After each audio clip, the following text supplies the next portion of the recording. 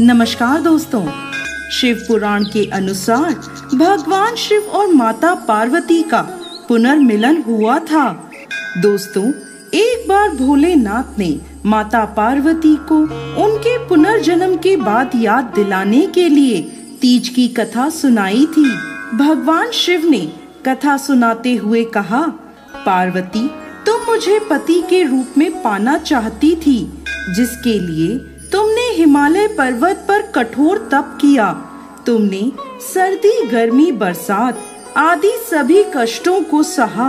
इसे देखकर तुम्हारे पिता बेहद दुखी थे। एक बार भगवान विष्णु के कहने पर देवर्षि नारद तुम्हारे घर गए और उन्होंने तुम्हारे पिता से कहा कि विष्णु भगवान आपकी पुत्री से विवाह करना चाहते हैं। आपकी क्या राय है? यह सुनकर पर्वतराज बेहद खुश हुए और वह अपनी पुत्री का विवाह भगवान विष्णु के साथ करवाने के लिए तैयार हो गए। यह समाचार नारद जी ने विष्णु भगवान को दिया, लेकिन जब ये बात तुम्हें पता चली तो तुम नाराज हो गईं, क्योंकि तुमने मेरे लिए घोर तप किया था और तुम मुझे मन ही मन अपना पति मान चुकी थी। यह बात तुमने अपनी सहेली को बताई, तब उसने तुम्हारी मदद करने के लिए तुम्हें एक घने वन में छुपा दिया। वह वन ऐसा था जहां तुम्हारे पिता कभी नहीं पहुंच सकते थे।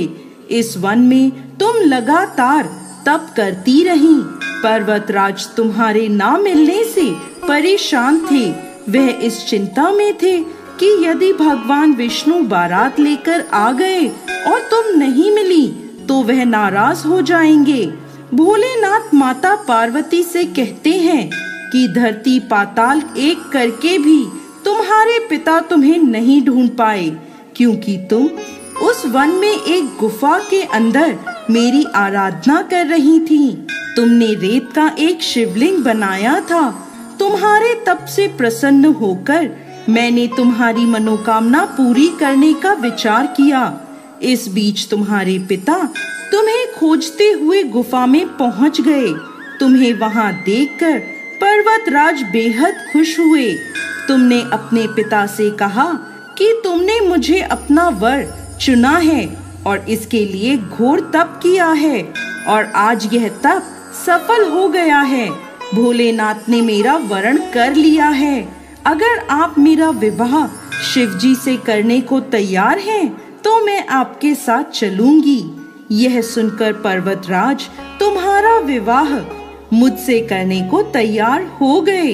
इसके बाद उन्होंने विधि विधान से हमारा विवाह संपन्न कराया। हे पार्वती, जिस तरह तुमने यह मेरा कठोर व्रत किया और हमारा विवाह संपन्न हुआ, उसी तरह यदि कोई स्त्री इस हरियाली तीज का व्रत पूरी श्रद्धा और निष्ठा से करेगी, तो मैं उसे मनवांछित वर प्रदान करूंगा और अखंड सौभाग्य का वरदान दूंगा। हे भोलेनाथ, इस कहानी को कहते, सुनते और हुंकार भरते सब पर कृपा करिएगा। इस दिन महिलाएं अपने पति की लंबी उम्र और अखंड सौभाग्य के लिए माँ पार्वती और भोलेनाथ की पूजा करती हैं। जय भोलेनाथ, जय माता पार्वती।